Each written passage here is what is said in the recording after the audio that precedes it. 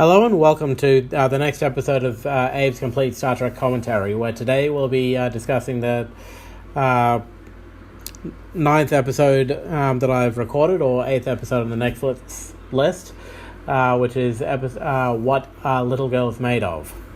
Now, the summary here is the Enterprise's search for a famous scientist Roger leads Kirk to a deserted planet where Roger, who lives with two lifelike androids, turn on Kirk.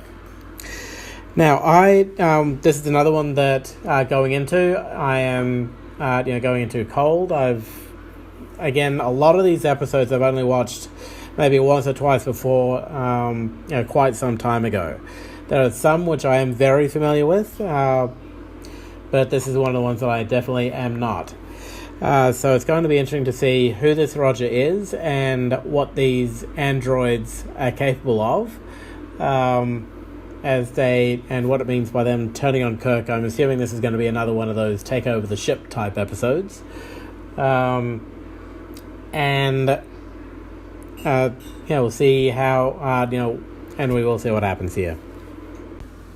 So the episode starts with Nurse Chapel actually on the bridge, something which I don't think has happened in the series yet. And she obviously has some kind of connection to this Roger person. At least I'm assuming that, so they haven't mentioned him by name yet. But whoever they are looking for, it's been 5 years since he's made contact. And there is some concern as to his safety and well-being due to the lack of communication. But Nurse Chapel, seems to think that he's a survivor and that whatever the circumstances, he would still be alive. But you can hear and see the concern in her voice and on her face. So there's obviously some kind of emotional connection to the person that they're looking for. And we'll see, as the episode develops, what that connection is. So Spock is giving Kirk a report on both the planet and the person they're looking for, Dr. Roger Corby. The planet definitely sounds, not very hospitable. 100 degrees below zero, which, regardless of how you look at it in Fahrenheit or Celsius, is nippy, to say the least. And given the fact that it's been 5 years on essentially a frozen wasteland, I tend to agree with Spock's unsaid statement, probably to try and spare Nurse Chapel's feelings, that there's little chance that that he would have survived. We do get a little bit of background on him, that he's also the father of archaeological medicine, which I take to mean that he's looked at how various ancient races dealt with their medicines and healing and whatnot. And it's been said that his some of his research is required reading at Starfleet Academy, which goes to show that he is at least doing very well with the things that he's finding, particularly going back as far as he no doubt has. Now we'll see if it's possible that some of those skills may have helped him to survive. There may be underground caves or something that, or some kind of underground facility that he may have survived in, I suppose. I mean, it's possible on a planet that has been largely unexplored, as far as I can tell. So we'll see if and how he has actually survived. So my initial theory appears to be correct, because his last signal seems to indicate, as mentioned by Nurse Chapel, is that he seemed to have found some underground caverns. Uhura has tried communicating to the surface and initially had no contact. But then just before the opening theme, Roger Corby has contact, returns contact to the ship, with much to the relief. You can see that very much on Nurse Chapel's face, and surprise of everyone else on board, because again, being 5 years, ice planet, what the hell? He's got to be a lollipop by now, or an icicle, an Corby. but apparently somehow he has managed to survive.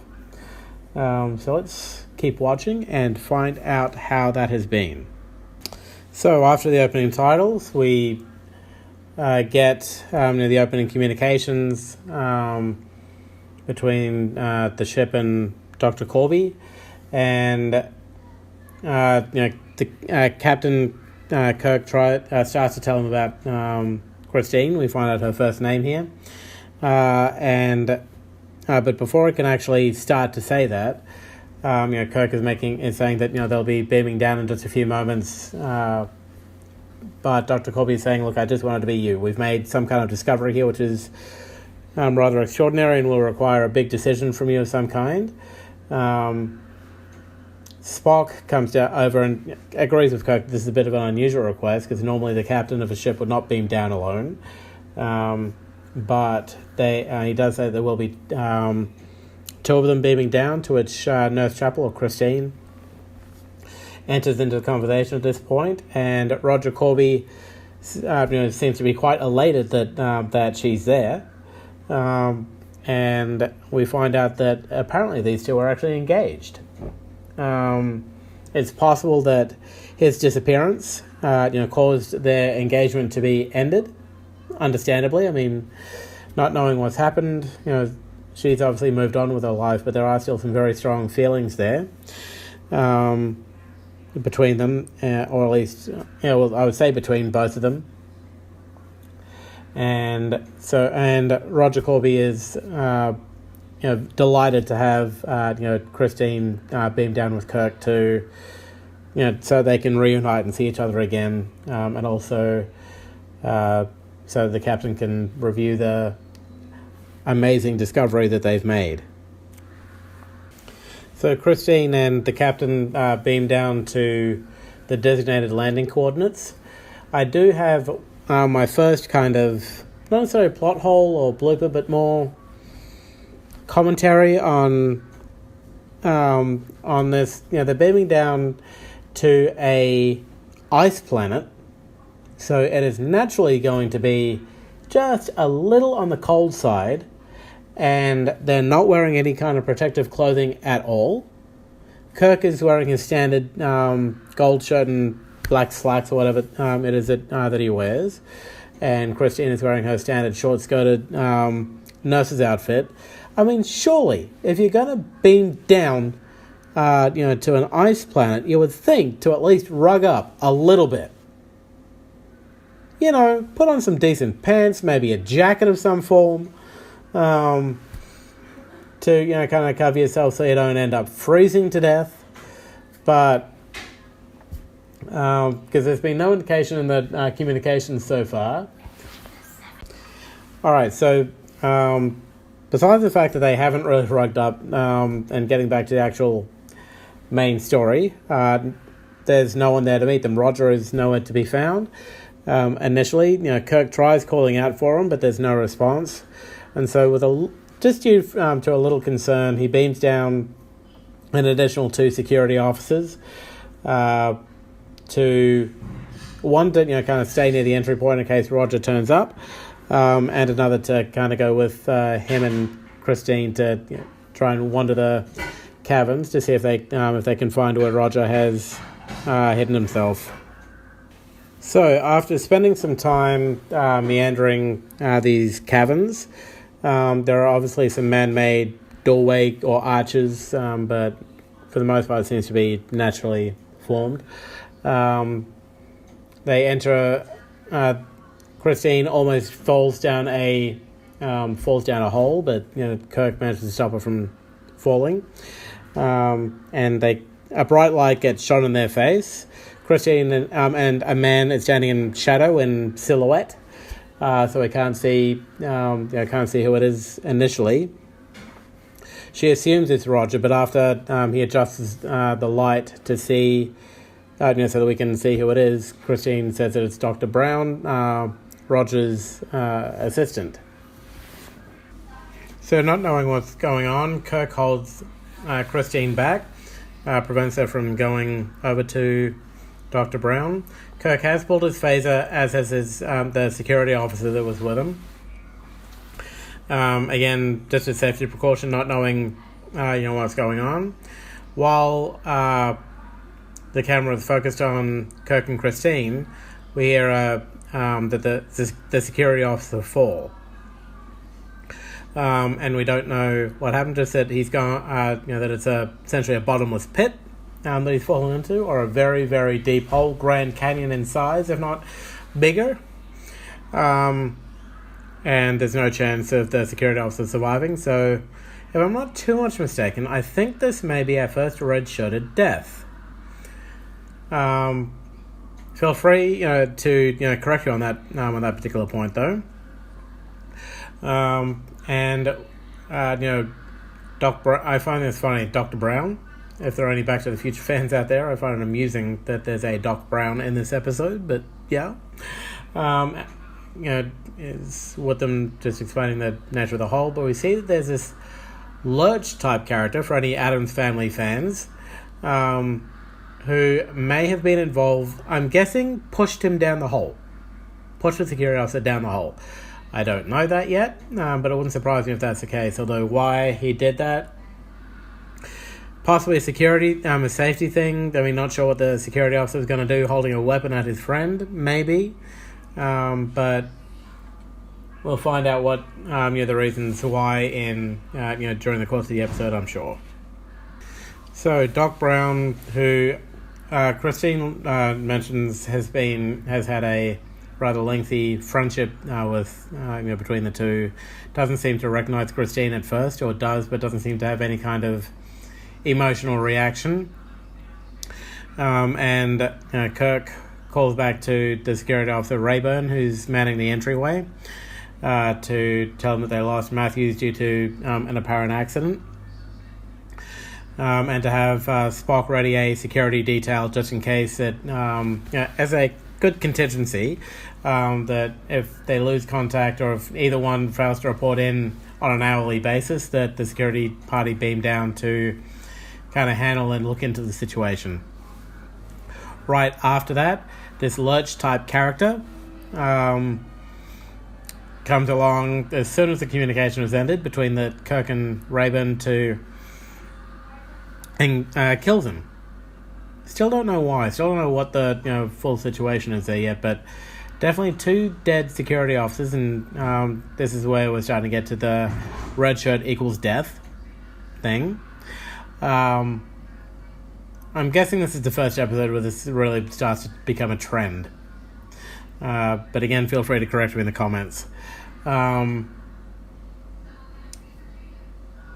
this we'll find out what what this Lurch type android is doing.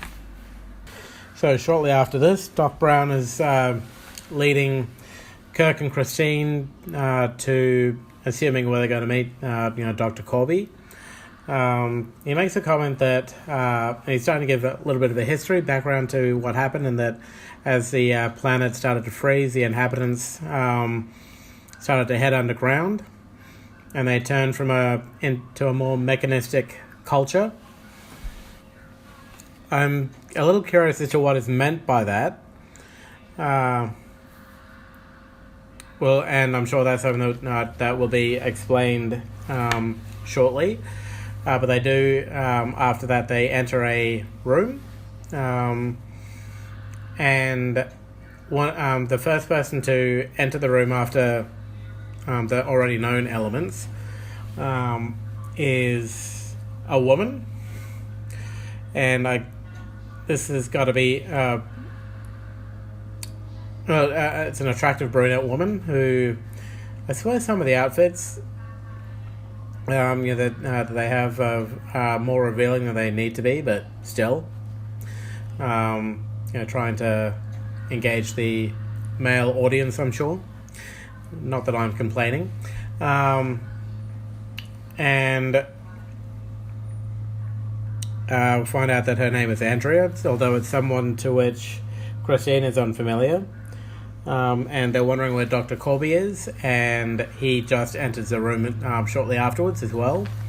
Andrea has made previous comments that Roger has talked about Christine quite a bit, and so she's not too surprised about what she's found. But after Roger enters the room, Christine and he share a embrace, which is all too expected given how long they've been apart and the fact they haven't been able to talk to each other for quite some time, and they are relieved to to see each other again. So shortly after greetings and introductions, Kirk tries to check in with his security officer, and obviously he's unable to reply. To which Dr. Brown starts to pull a phaser on Kirk to try stop him from contacting his ship. Dr. Corby goes along with this and says, I can't let you contact your ship. There are things here which you're unaware of, which you will need to make some big decisions about, and I can't let you call. And he tells Andrea to, I'm guessing, give him an indication to try and disarm the captain. Kirk obviously doesn't get taken quite so easily, and manages to use Andrea as a sort of hostage, cover, for a few moments, while he tries to, find some more appropriate cover, to which he pushes Andrea aside, manages to stun Doc Brown, but just at that very moment, Andrea opens the door, and the Lurch-type character comes in and throws Kirk around like a rag doll. Kirk has managed to get a shot off on Dr. Brown, and we see that he's actually mechanical, so a very advanced kind of android, which I do have to say is very impressive given what we learn in other series of Star Trek, which I will get to when I get to them. But I do think that we're about to find out who this Lurch-type character is, and what is actually, what the big picture is here, what this big discovery is that Corby has made that only Kirk can know. So now we get back to the bridge where Kirk is making his scheduled check-in, or a little overdue, and we find that it's actually this Lurch-type character. I'm calling him, Lurch, because, from the Addams family, for those, because he seems to have the same kind of bodily type. We find that he's actually able to mimic voices, not only his, but Andrea's and anyone else who I'm sure he would care to. And the real Kirk is unable to speak, no doubt being threatened, or Christine's being threatened in some way, that if he does call or cry out, that harm will befall him. And so while he tries to figure out what's going on, he does stay silent. After the communication ends, Dr. Corby's like, well, we've made some really important discoveries here. Once you know me, my reputation, what I stand for, and you'll understand when you find out what's really going on. Kirk, quite rightfully, reply saying, I know what you stand for, and what you're, and whatnot, which is why this makes no sense. I mean, if he's in the medical profession, be it ancient or modern, one of the first, there is one of the key lines of the Hippocratic Oath is that you will first do no harm. I love, there's a later episode, much later in Star Trek Voyager, which I'll get to later. It's how the episode Darkling ends, is with the holographic doctor actually reciting a part of the Hippocratic Oath, which I really, really like. He's gone through a lot in that episode, and I will talk about it in quite some time when I get there, because there's a lot of episodes in between now and then. But it is one of my more enjoyed episodes of the series there as well. But anyway, getting back to this one, Dr. Corby has obviously kind of forgotten that, because he's already condoned 2 murders and one attempted murder, being the 2 security officers and Kirk himself. And so he's obviously forgotten the do no harm part, and so we'll see exactly how far off the planet he's gone, and how far this Lurch type character. We learn his name is Ruck. How far Ruck is willing to go as well to achieve whatever their goals may be.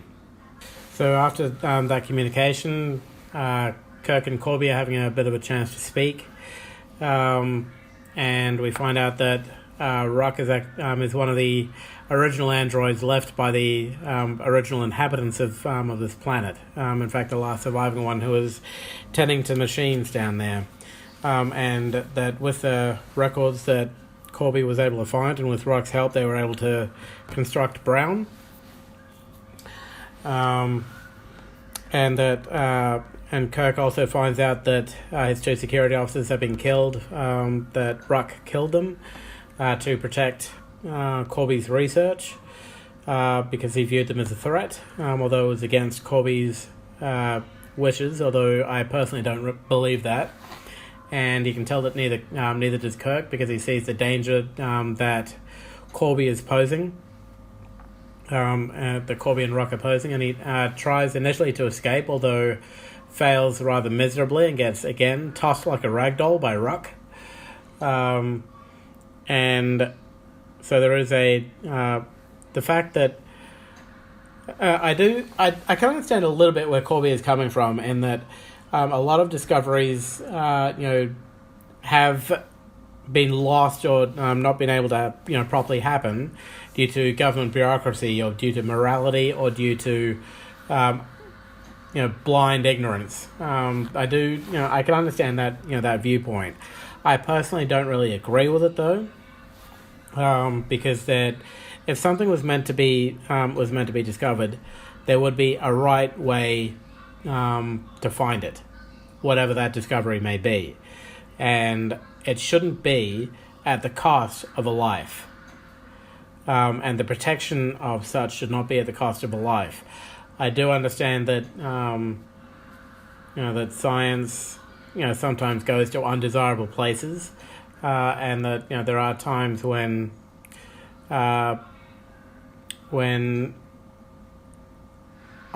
distasteful things have to happen for a positive outcome. On one hand, we wouldn't have a cure for I'll take it the flu if the flu didn't exist. And so the flu had to exist in order for us to learn how to cure it. The plague had to exist for us to know how to cure it. And a number of other various behaviors need to exist for us to know how to cure them. You need a disease, or you need a negative for the positive to happen. You can't have one without the other. There's so many yin and yangs in nature and in human and in human society and biology that just gets shown, displayed over and over and over. And this is another example of that. But there are lines that that do need to be drawn. And in my opinion, based on the fact that for want of building an android, I will kill to keep that secret, is crossing that line. So Andrea has now entered the room with Christine, and is trying to understand Christine's feelings for Roger, and because she's not quite understanding them for some reason. Kirk returns with Roger Corby and Ruck, and Dr. Corby orders Andrea to only call him Dr. Corby at this point, because he can tell there's a little jealousy coming from Christine, understandably so. He's been here for X number of years, maximum 5, I would guess at least 1 or 2 with Andrea, and he's saying that she announces that yes, I'm an android, just like Dr. Brown was. And Dr. Corby is saying, look at the skin, look at how lifelike I've been able to make her. Although being an android, she has no feelings. She's just like a computer.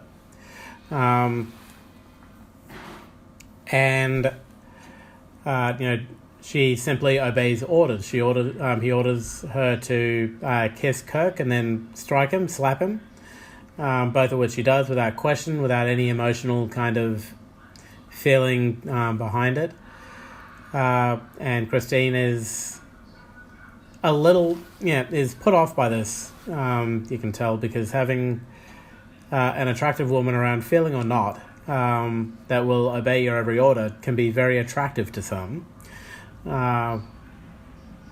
Although Dr. Corby is saying, do you really think I could love a computer?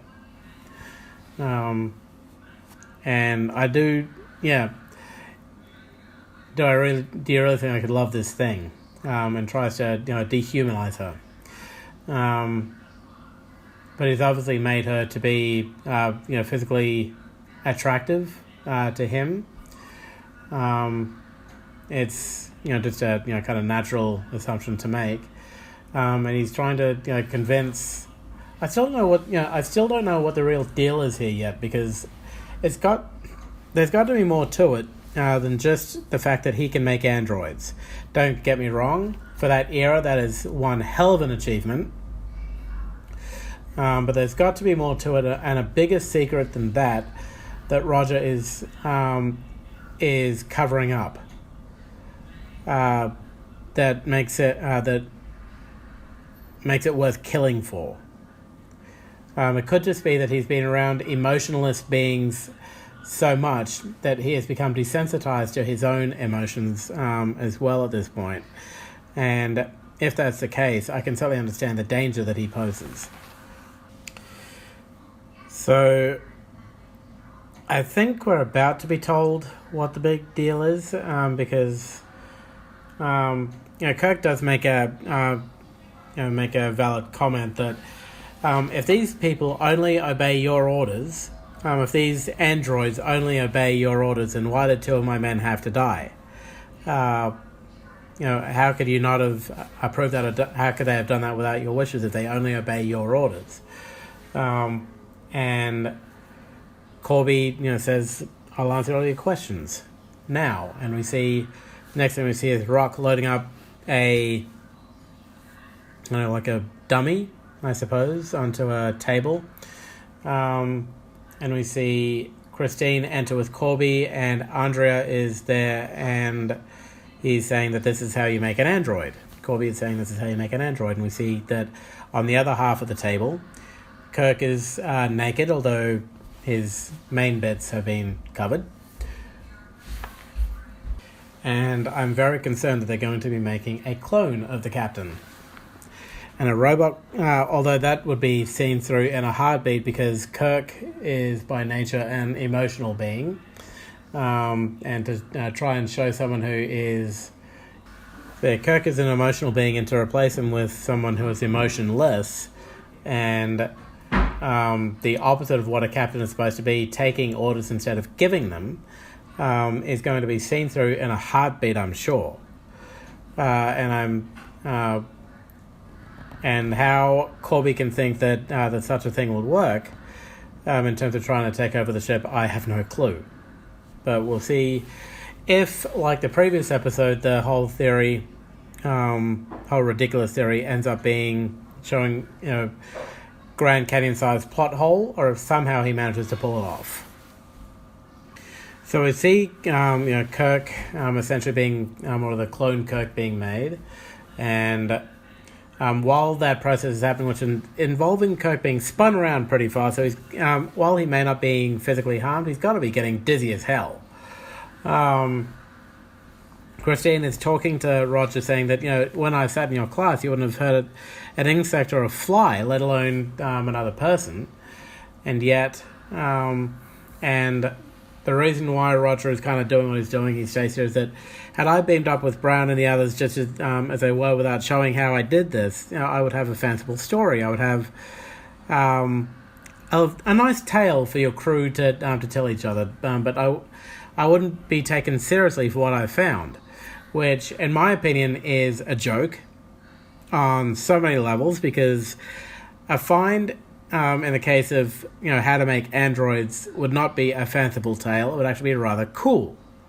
And I'm quite sure that there would be many a person who would want to come to that planet to find out, many a scientist who would want to come to that planet to find out how it was done. And so something has happened. There's got to be, in my mind, I think that it's the fact that of how long Roger has spent here that he has actually become desensitized to what he's actually doing, and to the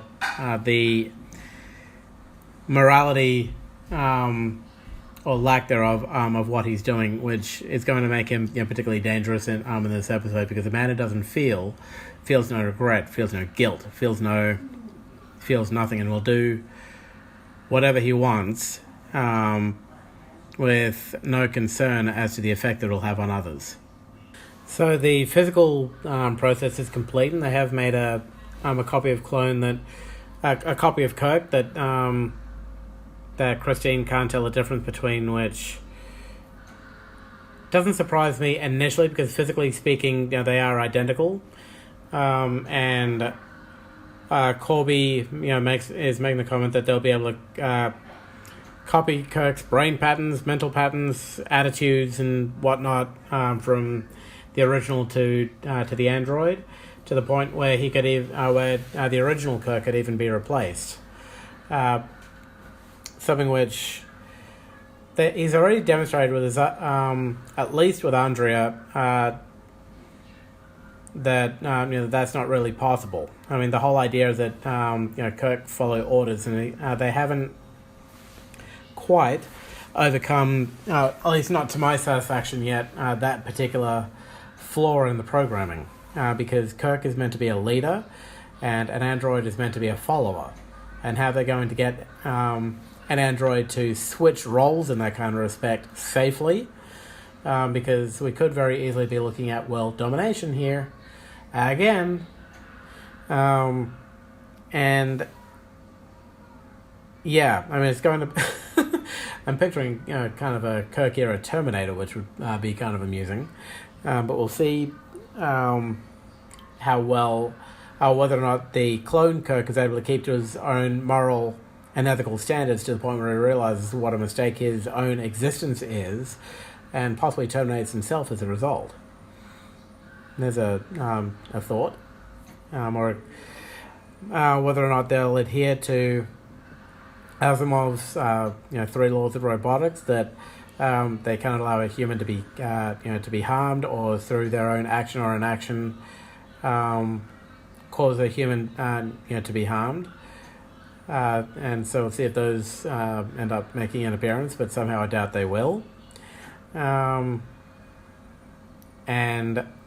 we'll see how well Clone Kirk is able to really mimic real Kirk safely. So a Kirk, we don't know which one initially entered the room. Andrea has made food for him and Christine, and Kirk is initially trying to gauge what's going on. I'm surprised that there's no reaction to Kirk being split, as it were, that there's a second one of him out there, because there have been laws passed previously in relation to human cloning. As to whether or not those laws exist in the 23rd century, I don't know, but I'm fairly sure that there are rules against that, particularly given the eugenics wars that have happened, although those haven't been mentioned yet.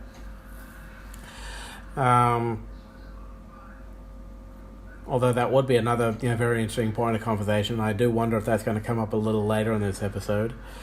But this Kirk is asking, if I was to give you an order to betray Corby, would you? And Christine's like, don't make me make that choice. I'd rather jump off a cliff than have to make that choice, which lets Kirk know that she is essentially a liability, that any chance of resolution of the situation he's going to need to sort out alone. Additionally, we then find out that the Kirk that Christine has been eating with has been the clone, and the real Kirk enters a few moments later with Ruck and Corby, and the real Kirk is also is very controlled about it. Again, I don't know. I personally don't know why. There's got to be comments of "Are you mad?" kind of happening here. Surely, somewhere along the way, that's got to come out. because just with the sheer number of mad scientists who think that, yes, I'm doing the world a favor, when really they're trying to blow it up. The kind of Thanos all over again in that kind of respect, for those of you who have watched the Avengers. But in this case, Kirk is being very controlled about it all, and he tests clone Kirk's memory, in relation to his relationship with his brother George, and he finds that his memory has been duplicated perfectly, and we will find out exactly how well that that's happened in as the episode goes on. But there's still those leadership qualities that Clone Kirk can't do. That's an obstacle that still needs to be overcome. So here's where Corby really makes his sales pitch. That what he's offering is virtual immortality. That I'm going to improve the human race by converting them into androids who feel nothing, who are not susceptible to disease, to hate, greed, envy, and all these kinds of negative emotions. And Kirk responds quite rightly that the race can also be improved by removing sentiment, love, and other positive emotions. And I find that Corby's next particular comment, saying that fear can even be programmed out, replaced with joy, and it's like, how can you replace one emotion with another if they can't have emotions, generally speaking? That doesn't work. So you've just kind of stuffed yourself up there a little bit. Yet another plot hole. I love finding these. And Kirk, while this conversation is going on, has found a piece of rope on the chair, which he's managed to detangle, and he manages to capture Corby, or at least use kind of start to strung him a little bit. Ruck tries to stop him, but Kirk does manage to get away. And we'll see what Kirk is going to do now that he's trying to escape. Christine is still with Corby and co, and she did not help with any of this. So we'll see. Ultimately, I wouldn't have surprised me if ultimately it comes down to her having to make a choice. One that's going to certainly have lasting repercussions for her emotionally, which will last to the end of the episode because there's very little continuity from one to the next. But we'll it would not surprise me if she ends up being kind of the linchpin to this whole thing, but we'll see what Kirk is going to do next. So after Kirk escapes, and he's wandering through the tunnels, Christine comes out, and Corby has ordered Ruck to protect, in which case Ruck is going after Kirk I'm assuming, to try and kill him. And Christine follows after, not too long afterwards, to try and stop Ruck from killing the captain. Kirk finds a good ambush spot. It looks to be, if I'm not too much mistaken, around the same hole that his previous security officer fell into, and tries to lay a trap for Ruck. Ruck tries to trap the captain, or get the captain to give himself away by mimicking Christine's voice. This doesn't work. Kirk knows exactly who's after him, and tries to push Ruck off, although Ruck is stronger than is too strong for him, and ends up knocking Kirk into the hole. And just before Ruck can really finish him off, we get to a commercial point, so we'll find out what happens next. So Ruck ends up saving the captain, but we find that Kirk Clone has actually beamed up to the ship, and let's loose a little bit at Spock. I'm not quite sure how Spock is going to take this, but he seems to be okay with it for now. Although I no doubt he no doubt has his suspicions, although he doesn't know anything about any androids at this point. Kirk has been unable to communicate that to the ship. And Spock, makes and Kirk tells Spock that he's going to beam up with Dr. Corby and party in just a few moments. So Spock has got his suspicions because after Kirk has left with as it turns out, a list of potential planets that Corby could go to. He has a security team ready to beam down after Fake Captain does. And we find Real Captain has been recaptured, and Andrea walks in the room, and Kirk is trying his good old ladies' man charm thing and starts to make out with her for a little bit. She's resisting, makes a comment that she hasn't been programmed for him, which is leading me to believe that Corby has had his way with her on a few occasions, no doubt. I mean, 5 years alone is a long time for a man. And this is where her program is going to be tested, and where it's going it's not only tested but going to find out what the flaws in her programming really are. So we have the same old circle happening again. Andrea leaves, and as Kirk tries to follow, Rock stops him from doing so, and Kirk is talking to him about how the old ones were destroyed. And it turns out that that the machines, the androids that the old ones built, like Rock, were just trying to survive. The old ones were fearful of essentially the Terminator story, or that whenever I love this line from Jurassic Park. God creates dinosaurs. God destroys dinosaurs. God creates man. Man destroys God. Man creates dinosaurs. I love the although this last little tail bit doesn't really count, I still love the ending. Dinosaurs eat man. Women inherits the earth. But anyway, the relevance to this is that man has created, or the old ones created the androids.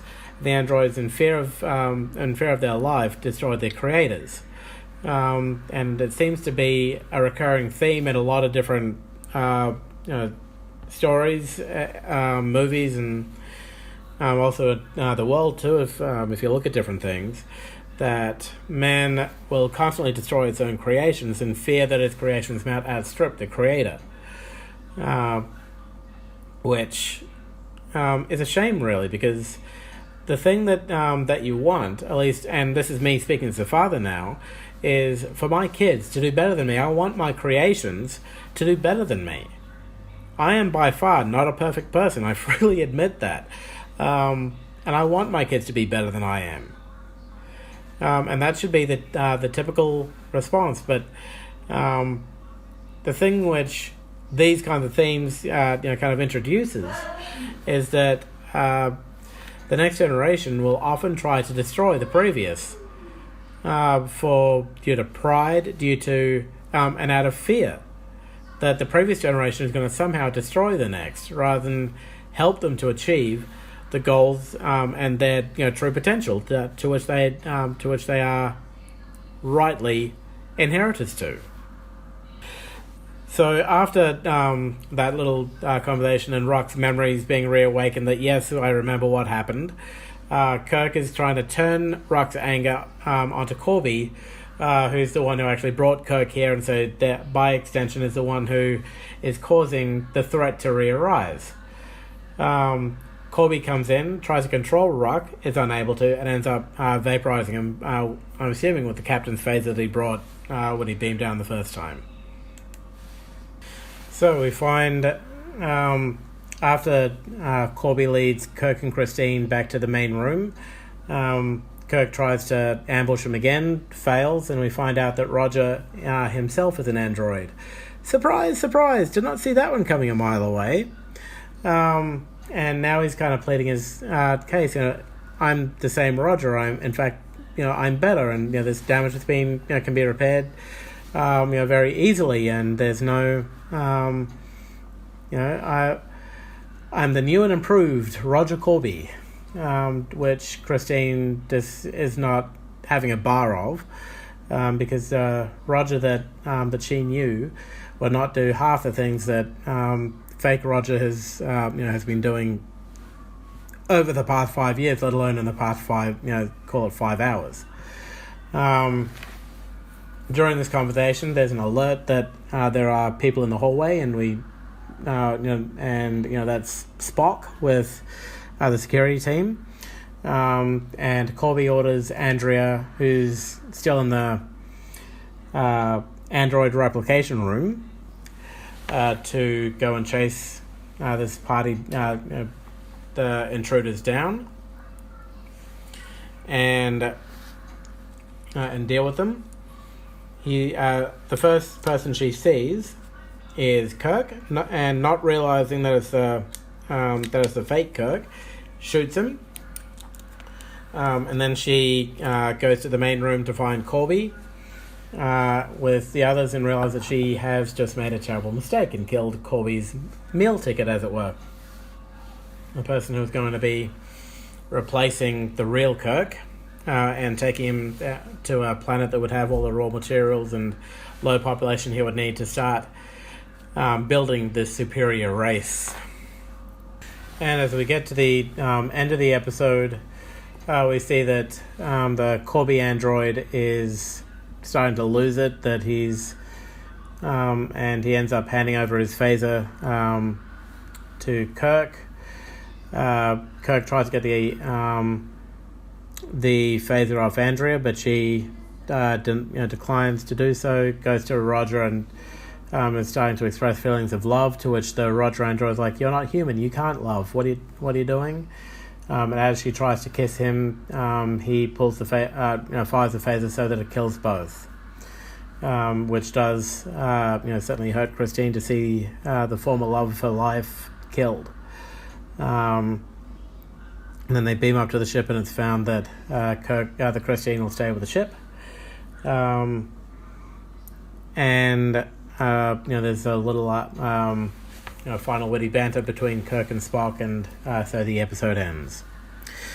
So this is I did enjoy this episode, for a number of reasons. One, there weren't as many plot holes in this one as there were in the Harry Mudd episode. But that aside, it did bring to light the whole I am better than you, I can kind of complex, and it's a problem which very much does exist in humanity. It's that of pride, be it in one form or another, and pride leads one to weakness. They think that people think that pride is a strength, but in a lot of ways, it's when you're most humble that you're the most teachable and in the best position to be a better person. Pride prevents that, and ends up making you into that which you despise the most. But I really did enjoy this episode, and it's one which I am glad I've had the chance to to review and discuss today. If you do have any comments or on this podcast, you're welcome to contact me on my Twitter feed at warrior346, or my email address, which is warrior, that is WARRIOR 346 at yahoo.com, or you can leave a review for me on the Apple podcast store. Please try and keep any and all comments constructive, so that I can work to do better next time. I do appreciate those of you who are continuing to listen to my podcast, and I look forward to talking to you next time with the episode Mary. Thank you very much for listening. This has been Abe, and live long and prosper, and Kapla.